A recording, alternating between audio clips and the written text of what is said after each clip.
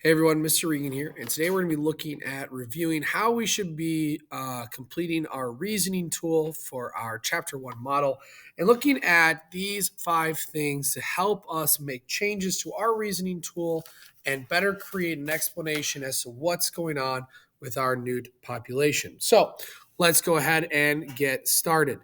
To begin, our reasoning tool is where we look to explain your thinking and your ideas. Now, remember, the model I'm about to show us here on slide 5 is not a very good model for a few reasons, the big one being this one right here. If you notice in my reasoning tool, I have a lot of images and arrows and circles and things, and I'm going to use this to explain my ideas in the reasoning tool, but this is not a very good reasoning tool because we should be explaining what we're seeing and observing in the evidence, explaining the key concepts, explaining our claim. So make sure, number one, you have a good explanation that makes sense, that it's well thought out, and when you read it, okay, it's easy to understand. So, next, vocab. We need to make sure that we include all words found throughout the tool, meaning I should be able to see all of our vocab words somewhere within my 4 columns. I don't need to see all the vocab in the first column, all the vocab in the second, all in the third, all in the fourth, all of them scattered throughout. So when I look at this reasoning tool, I've highlighted 2, and I've noticed that, 2 out of, I think, our 7 vocab words, I'm not quite there. I need to look and figure out how I can add in new vocab words. So things like when the number of individual newts, maybe I can use, instead of number, I can use the word distribution or other words in that regard.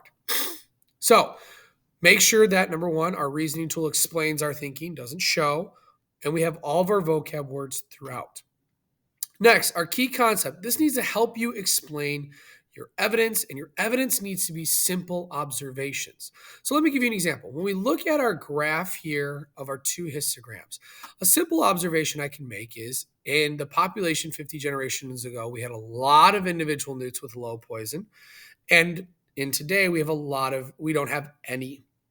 Notice I'm not connecting any big ideas. I'm not explaining anything. I'm not going into great detail about why that might be. All I'm doing is pointing out a basic observation. There's a lot of newts with low poison level 50 generations ago.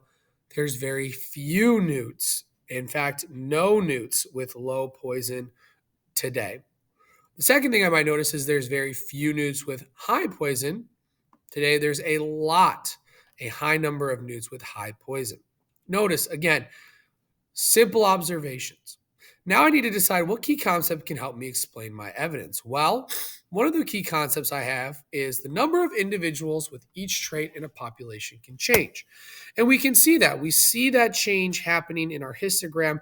But now I need to use this idea and my evidence to connect my claim to it, which is where the next part comes in, which is the reasoning. Our reasoning is all about connecting our claim and evidence using that key concept. So let's take a look at how we use our key concept to connect our claim and evidence. Well, our claim here is that others suggest something in the environment caused the newts to become more poisonous. So when I'm looking at connecting my evidence and my claim, I'm going to use my key concept in my reasoning. The key concept connects my evidence to my claim because this shows when the number of individual newts with low poison traits decreases, so that's my first observation, it's decreasing, and the number of individual newts with the high poison trait increases, which is what we showed here with the green circle, the population as a whole has become more poisonous over time. So notice, I'm connecting this idea of changing population.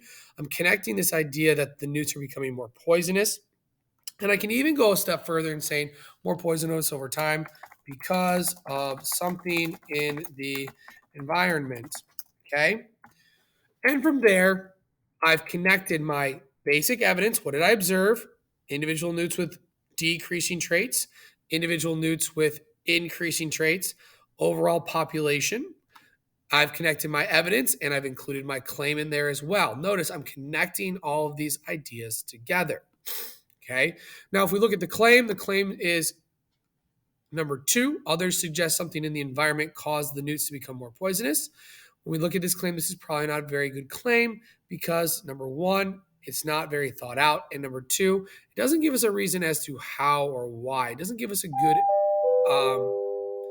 reason as to why this is occurring. So this is a great first step and a great first way of going through each of our 5 important things to make sure that we have a solid reasoning tool. Make sure you go through them as well, make changes to your reasoning tool, and make sure you use this as a way of helping you connect all of the 4 different columns.